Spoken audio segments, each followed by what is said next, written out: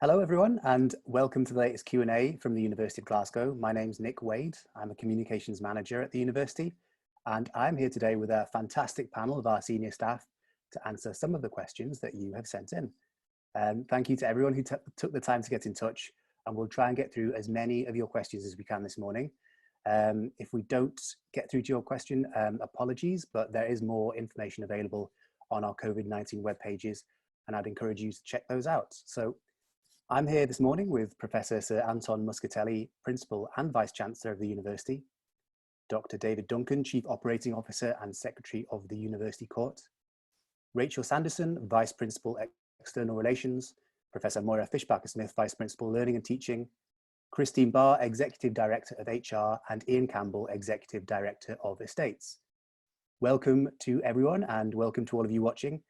Now I'll kick off by saying we all appreciate that we're entering a hugely significant point in the year as we are on the cusp of a new academic session. And with that in mind, I'd like to first ask the Principal for his reflections on the summer so far and the huge amount of work that's been undertaken to get us to this point. Principal, do you feel we're now in a good position to begin this new academic year?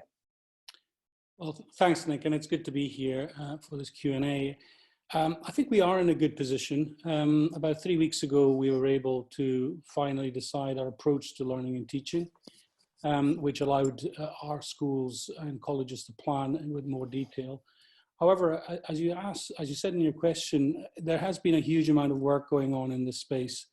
And I really don't underestimate just how much dedication and hard work has gone in from all our colleagues.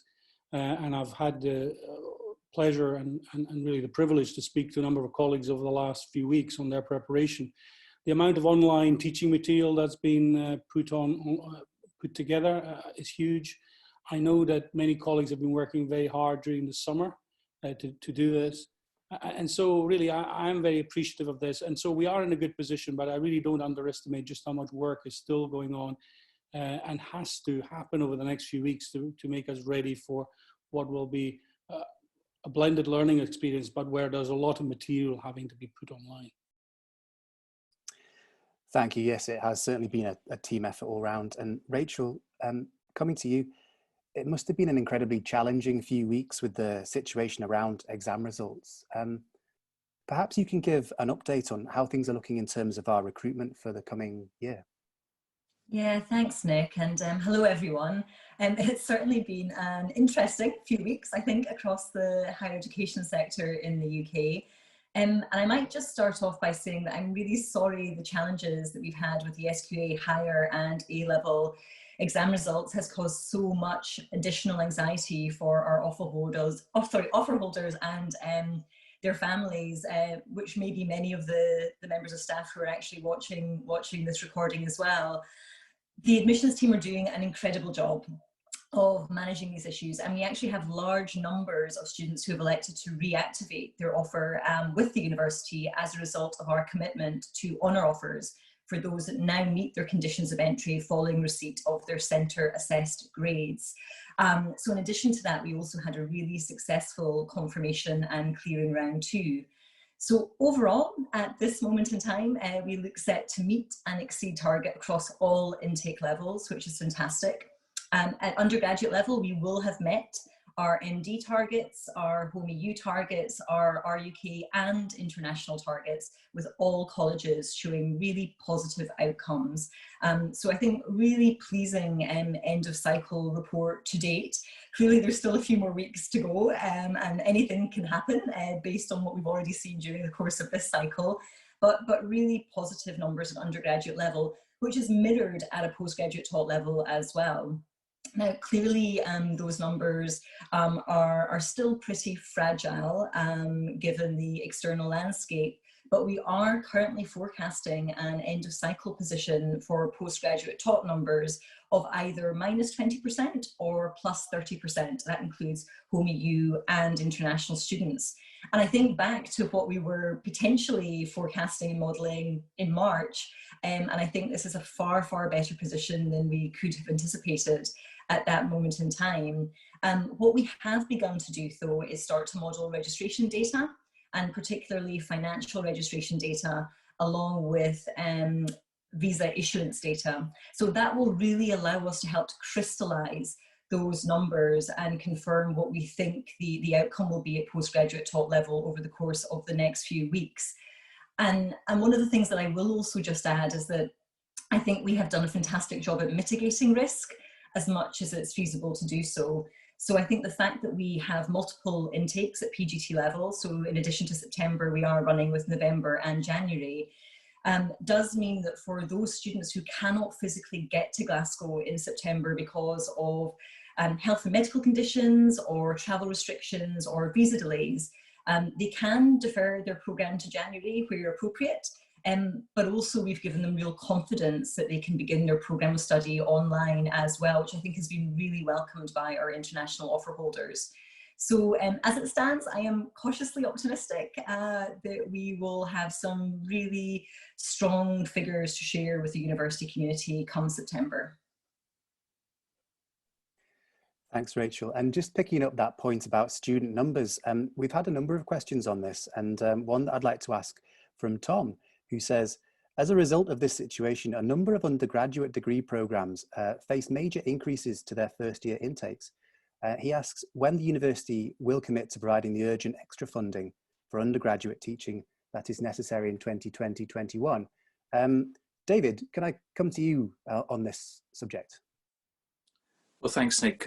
Picking up where Rachel left off, we're normally extremely good at identifying bringing in the undergraduate numbers pretty well on target year by year. Glasgow is a very popular university to come to, and we're seeing it become increasingly popular year on year, but usually we can hit our target more or less accurately across all the different academic units. This year, obviously, because of the exam difficulties, it's been much harder, I think, to estimate undergraduate numbers. But nonetheless, as Rachel said, we think we will match or exceed our targets, and we have already made it known to the colleges and the academic units across the university that where additional resources required to teach those students, that will be available. Obviously, it's not easy for academic units to find staff at short notice, but we will do everything we can to make sure that all the schools are properly resourced for the coming academic year. Thanks, David. I'd like to move on now to learning and teaching, and a big question for our staff and students, which will be when we're in a position to confirm how much teaching will be moved to online in the new semester. And I'd like to come to Moira on this. It's a difficult question, but are you able to give us a little bit more detail about that? Yeah, thanks, Nick. Hello, everybody. Well, because of the Scottish Government's current physical distancing rules, we can't teach large groups of students in a physical space. And so all of the teaching that would usually be delivered to large groups in lecture halls will be delivered online instead. There are different ways that these will take place, and they will vary depending on the course. So some staff are preparing pre-recorded lectures that will be broken down into segments. So for example, 4 10-minute segments. And they'll create activities for students to do that help the students work through the content and understand those lecture segments. Other staff are doing something similar, but will watch those segments live at the same time as the students and discuss the pre-recorded elements using chat function and live discussions. And there will be other variations depending on the course, the subject material and the number of students on the course. Other types of classes though may be delivered on campus or live online. Laboratories, for example, may be a combination of both. So some of the laboratory work can be done online using specialist software, and so too can a number of the computing labs. And we've increased our licenses so that students can remotely do labs and use a lot of the specialist software that was previously not available off campus. Other kinds of laboratory and skills sessions, for example, some arts or engineering workshops will take place on campus in spaces where students are in small numbers and can maintain the required physical distance from one another, but still learn the techniques and skills that are important for their degree. So for most students, with the current government rules in place, most teaching will be online, but as the rules change, we'll introduce more on-campus teaching. Thanks, Moira. That's very clear. Coming to David now. Obviously, this isn't ideal, but speaking about when we might be able to review some of these arrangements, is there any indication about how long this arrangement might be in place, or when that might be subject to any kind of review that we're aware of? So I think it'll be kept under constant review. Obviously, in Scotland, the rule for universities is that everybody has to remain 2 meters distant, except when they're in bars and restaurants, curiously. But for the rest of the time, it's a 2 meter rule in place. And as Moira said, that really limits the amount of face-to-face teaching that we can do. We're keen to reintroduce face-to-face teaching when it's permitted, when it's possible. We will keep the rules under constant review, but I think realistically, we don't expect them to change between now and Christmas. So I think the conditions that we'll be applying at the start of the academic year will probably last at least through till Christmas and perhaps beyond that. Thank you, David. Now, we've had a number of questions from staff who are asking about online teaching, online tutorials in particular, and particularly more interactive sessions which require some engagement with students. And I'd just like to put a question back to Moira in that what form we expect these online tutorials to take, where teachers have that need for a more interactive experience. Yeah, thanks, Nick. Well, in many respects, online tutorials will be much like tutorials in a physical classroom. So the groups will typically be small in number still, and the work will be based around some kind of pre-prepared exercise that students will have tackled before the tutorial. So that's how we would normally undertake a tutorial. Students and staff in an online session can share their screen, and so that means they can share their workings, their drawings and their ideas. And some of the software that we use allows students and staff to annotate the screen when they're screen sharing so they can comment on one another's work. Staff can also create breakout rooms for subgroups to work together as part of a tutorial and then come back together again. And the chat function allows students to raise questions, ask for clarifications, or simply make comments or endorse what somebody else is saying. Similarly, it's possible to use emojis and other ways of engaging with the students in the tutorial, and there are many other tools like the virtual post-its that we've been using in our working lives at the university in recent months, and that can be used in teaching to help with interaction between students and between students and staff. Because physical distancing means that students need to be 2 meters apart in a physical space, for some types of tutorial, it would be really difficult to have the interaction and discussion that normally makes tutorials so worthwhile and engaging. And in those circumstances, online tutorials will be better. And they'll allow the desired opportunities for discussion, debate, and also for presentations. Thanks very much. Now I'd like to move on to the subject of health and safety, which is something that we've had a huge amount of interest in. And Ian Campbell, we've had a question from Jackie on testing on campus. And Jackie asks, regular testing of staff and students seems to be a feature of the return to campus in some other countries, but I'm not aware of any plans for mass testing at the university. Could colleagues explain what the university's position is on testing across all our campuses and why? Thanks, Jackie. It's a very good question. There's obviously a lot of press speculation about this at this moment in time. As many of you will know, that we depend upon the government's Test and Protect programme within Scotland. And in actual fact, the university actually undertakes the testing itself on behalf of the UK government in Scotland. But we are equally aware that the testing centres around Glasgow in particular are not that convenient for people on foot or on active transport. And therefore, we've been in active dialogue with the government to try and secure a walk-in centre somewhere in the west end of Glasgow. When we get more details than that, we'll make the announcement at that particular point in time. Thanks, Ian. That's really good to know.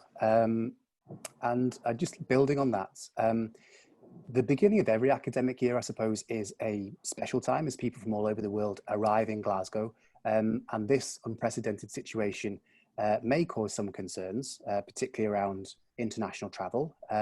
So I'd like to ask Rachel, can you confirm what the university is doing around quarantine for international students and how that might work on our campus? Yeah, of course, Nick. And I think I would just want to reiterate first that the start of the academic year and Freshers Week is an incredibly special time for students. And we are absolutely focused on still providing a wonderful experience to all of our students, whether they are physically here with us in Glasgow in September or whether they're beginning their studies with us online. And there's a really comprehensive programme of welcome and orientation events and a Freshers Week that will be both on campus and online for students to enjoy. But you're absolutely right. We will have students who are required to quarantine for 2 weeks on arrival into Glasgow. And of course, that quarantine list may still change over the course of the next few weeks as well. So really, we want to ensure that those students are getting all of the support they absolutely require on arrival into Glasgow. We've actually been engaging across the sector with Universities UK to provide a framework for universities to use when thinking through the potential requirements for these international students who find themselves in this position. And I can point to a couple of really practical things that we're doing at the university. So, for instance, in our halls of residence, on arrival, those students who are quarantining will be given a box of food.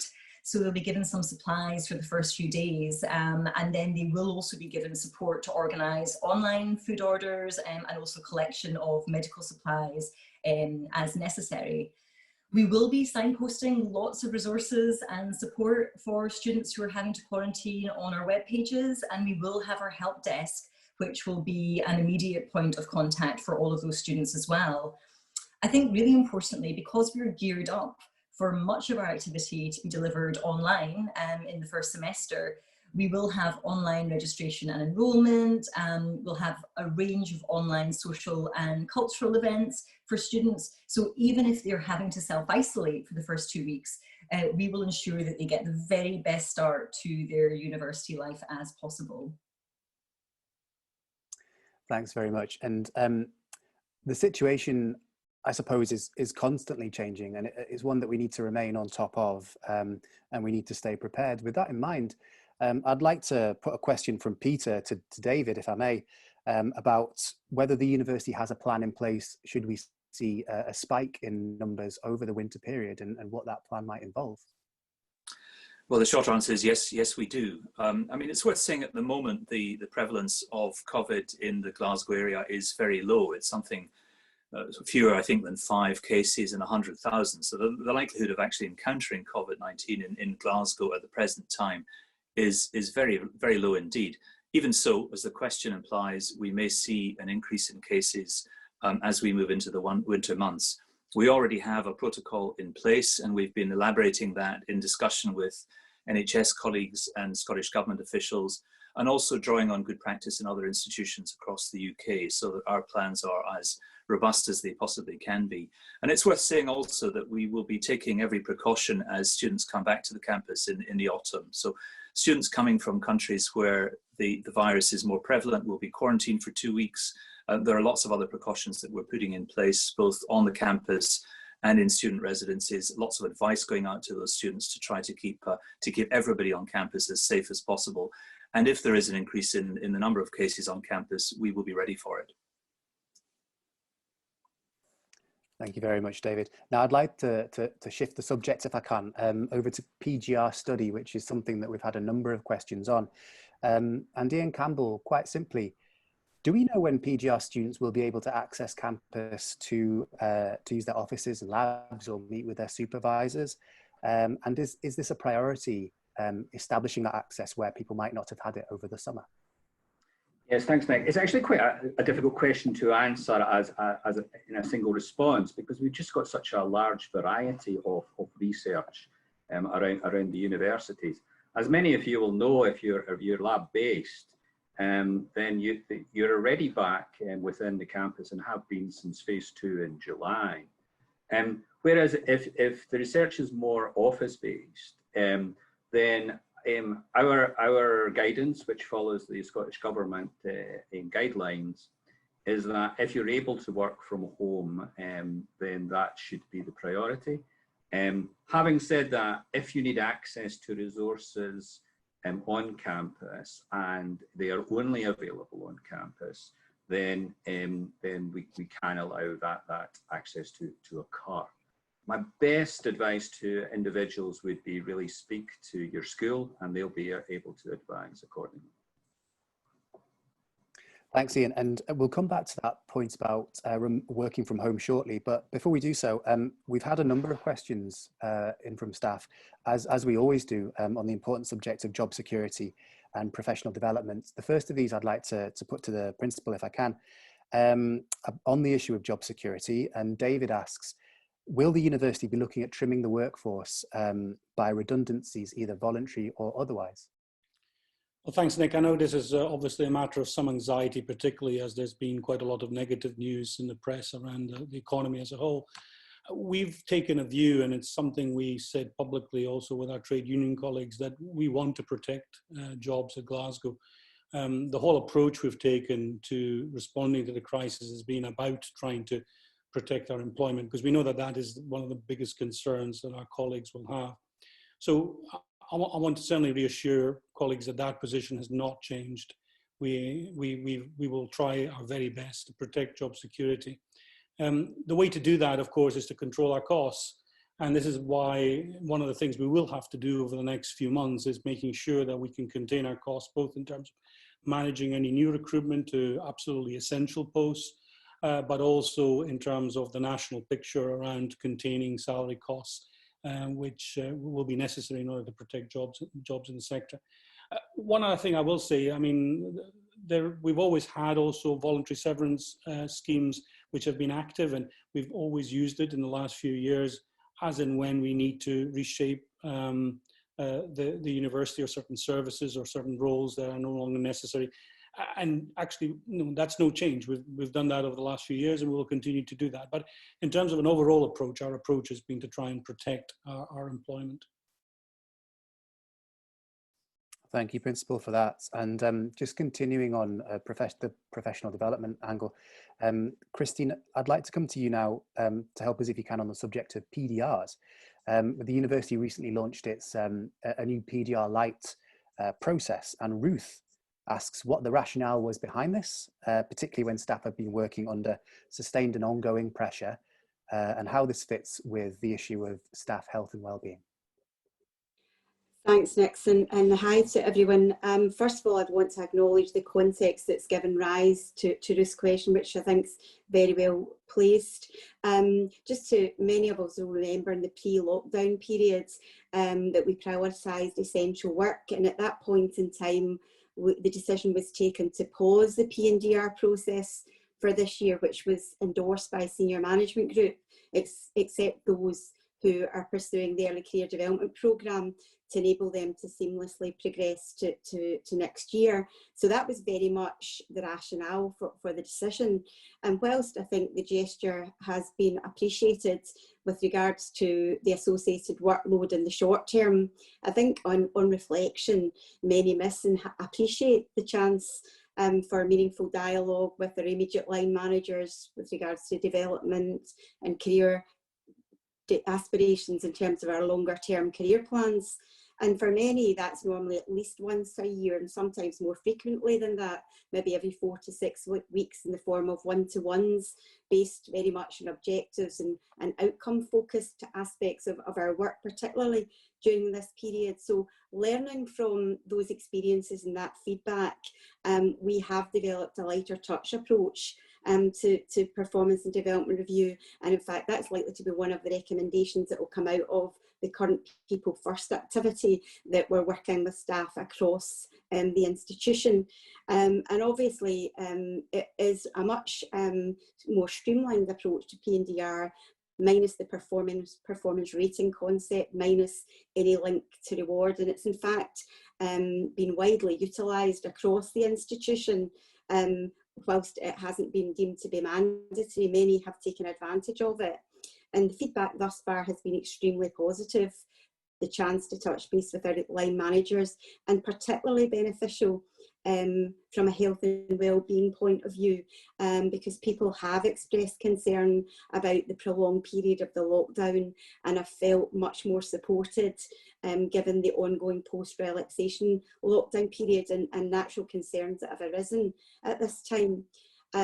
Forgive me, I'm going to take the opportunity just to remind people of the access that we all have to various support mechanisms which are accessible through the University of Glasgow web pages, both in relation to the anonymous Big White Walls facility, our employee assistance programme in the form of PAM Assist, as well as you know, the use of our own counselling and psychological services, if that's appropriate, and of course our own mental health first aid network, which has been very well utilised in the recent past, and other various helplines.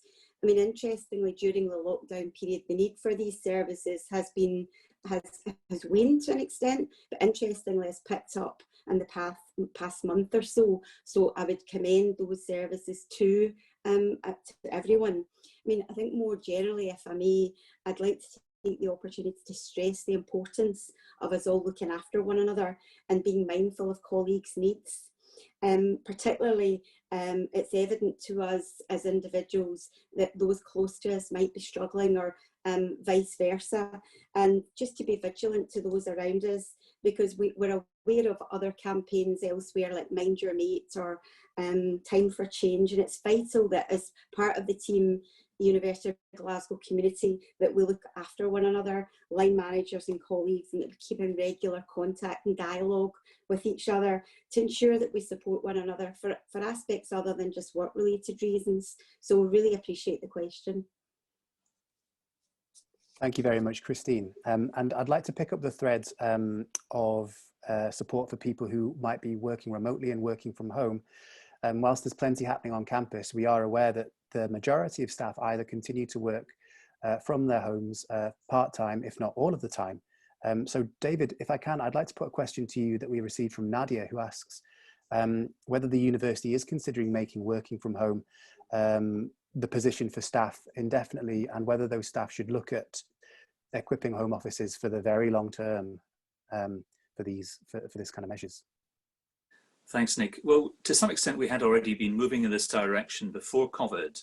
Human resources colleagues in discussion with the trade unions had introduced new flexible working policies, and also related to that policies for those with caring responsibilities. And increasing numbers of people, I think, had been beginning to work flexibly depending on the jobs that they do.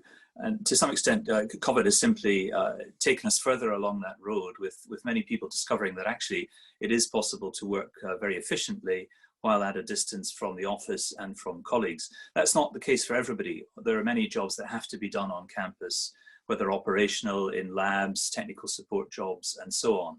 And so many people will still have to attend the campus on a regular basis, but perhaps not every day for everybody. Where staff are working from home, you're absolutely right. We do need to make sure that people are properly equipped, that they have the necessary technology, and that their workstations are ergonomically set up so that we don't encounter back problems and other problems that are related to poor setup of working stations. So yes, I think that's something we'll have to give more attention to over the coming months. Thank you very much. Now I'd like to move on, if I can, to the subject of face coverings, which is something that we've had an awful lot of correspondence on and has been frequently raised by staff. And I'll put this question to Ian, if I may. Can you clarify how people can get hold of face coverings on campus, and how we expect them to be used? Yeah, I'll start off, Nick, with the practicalities of just accessing them. So for staff, the face coverings are accessed via the university shop, and each of the schools are placing orders for staff through the university. So please contact your school in terms of access there. In terms of students, it depends. For residential students or students moving into residences, 2 face masks along with some other goodies will be placed in their welcome pack. And for other students, they should be able to access face coverings at the Freshers Festival itself. So where do we use face coverings? I do recognise, again, there's been lots of debate about this in the press, but we are very clear within the university, which is that you should use face coverings wherever 2 metre distancing cannot be achieved. Therefore, if there is any on-site teaching, then 2 metres is achievable, and therefore face coverings are not required in that situation. And in a lab situation, it may be that face coverings or cloth face coverings are not appropriate, and that will be risk assessed per activity. So please take advice. I just want to say finally, because there's a lot of focus on this, there are a good number of exemptions for people that just cannot, for various reasons, wear face coverings, and I just want us all to make sure that we respect that particular situation. So. Thanks, Ian. That's good advice there. Now, talking more broadly, we've spoken today about a range of potential issues, such as the restrictions on face-to-face teaching, on quarantine, on travel. All of this may have the impact of impacting the student experience at Glasgow. And I'd like to ask Rachel that, despite all of these issues, how can we ensure that we're creating an environment where students have a great experience at Glasgow despite COVID?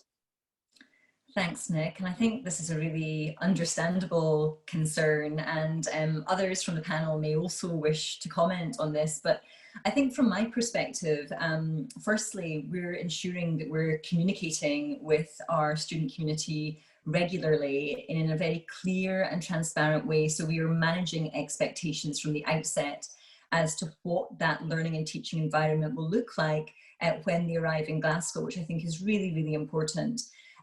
We know, though, that we will be delivering a really high quality learning and teaching experience virtually, but that this will also be appended by really rich opportunities to engage in face-to-face informal learning experiences on campus, as Moira has touched on, and also the fact that student life is not just learning and teaching. It is the kind of social and cultural experience that we will still be offering to students, both physically on campus and in the city, and also digitally, virtually connecting our students as well.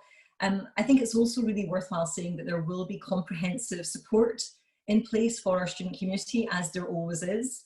And our world-class facilities and resources will be open and available for our students to access and enjoy too. So yes, will the first semester look slightly different? Absolutely. But I'm still really confident, actually, that we will be offering a fantastic student experience.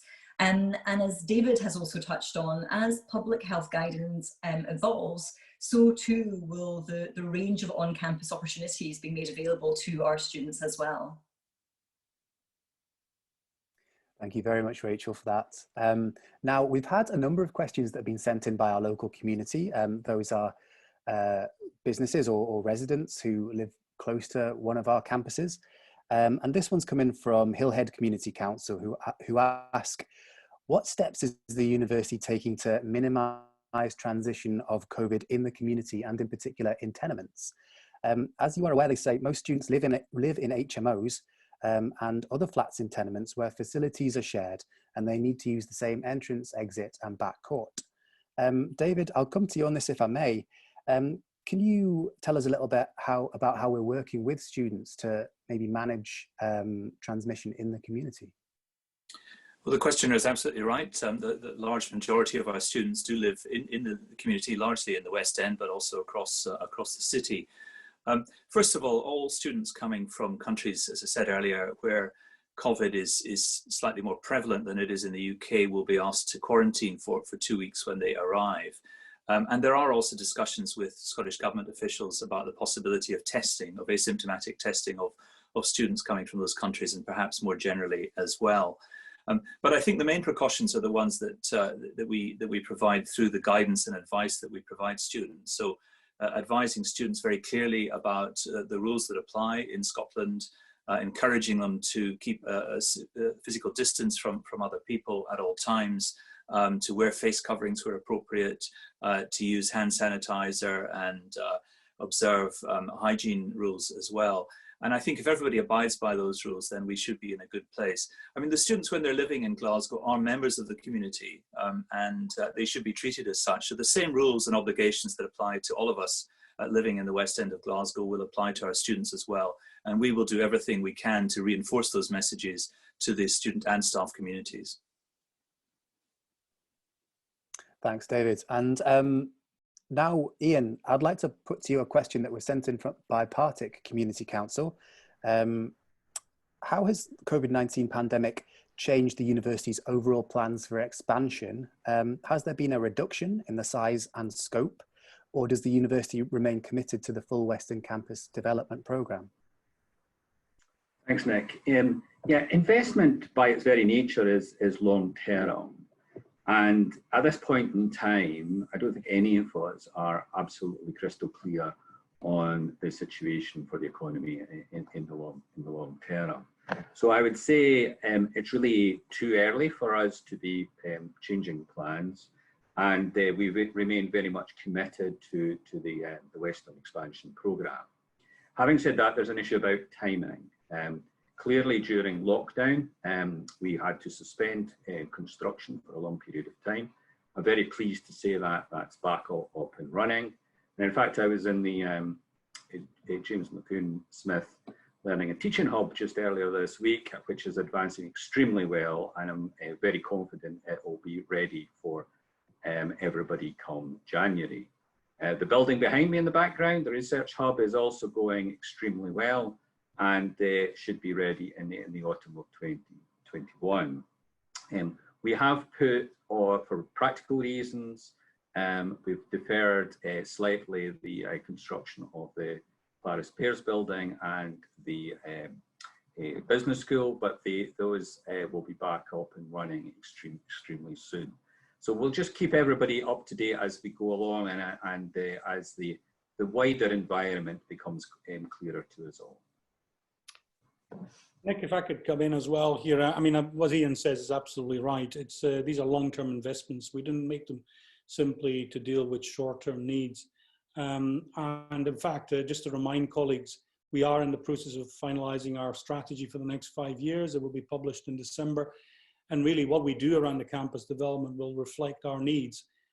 We don't have a crystal ball, as Ian said, but actually what most of us know is that the direction of travel in terms of us being an international university, a global university here at the heart of the city of Glasgow, that vision is unlikely to change. We all believe there will be a post-COVID, return to post-COVID world where there is a degree of student mobility. And that's certainly what our own students want, as well as students who will come to Glasgow in the future. So I think that's really important to remember that many of the developments that Ian referred to, like the James Fischbacher-Smith Learning Hub, the Research Hub, they're all actually designed to underpin existing activity, and therefore they're really important to us supporting our existing activity. We don't have a crystal ball as to what will happen in 10 or 15 years' time, but we will have a much better idea, I think, on the direction of travel of the post-COVID world in a few months' time, and we will make sure that whatever we do on the campus development will reflect that strategic need. Thank you for that, Principal. And I'd like to ask you one final question, if I may, and that's simply, as we head into the start of a new academic year, an unprecedented and probably unpredictable academic year, have you got any final messages or message for our staff as we sit on the cusp of starting the new term? Well, I think my message is really very simple. First of all, it's to thank colleagues for the huge work which you've done to date in preparing for the new academic year. I think, and as I say, I'm full of admiration and really humbled to see just how much work is going on in preparation. And I don't underestimate the amount of personal sacrifice that has involved, as people have had to juggle domestic caring responsibilities as well as dealing with a much more complex situation. I think my only other message is that just to reassure colleagues that as a senior management group, we are constantly looking at every scenario. This is a hugely uncertain period. I mean, I don't think we've seen an uncertain period like this in the world probably since the last World War. And we are constantly looking at all the scenarios, just to reassure you that we are looking at every eventuality, as colleagues in this Q&A have reflected. And so perhaps to give you that reassurance that we're not taking anything for granted, and we're looking at plotting a course through what are very uncertain times. But we will continue to keep you up to date on what decisions we're making across all these fronts, and we'll have more of these sessions in the next few weeks. Thank you, Principal, and I think that's an appropriate note on which to end this Q&A. Unfortunately, it's all we've got time for today. Big thanks to the panel for being here, and a big thanks to everyone who sent in your questions. Apologies if we've not managed to get around to answering yours. As I say, there is more information available on the web pages, and I encourage you to take a look. So until next time, thank you for watching and please stay safe.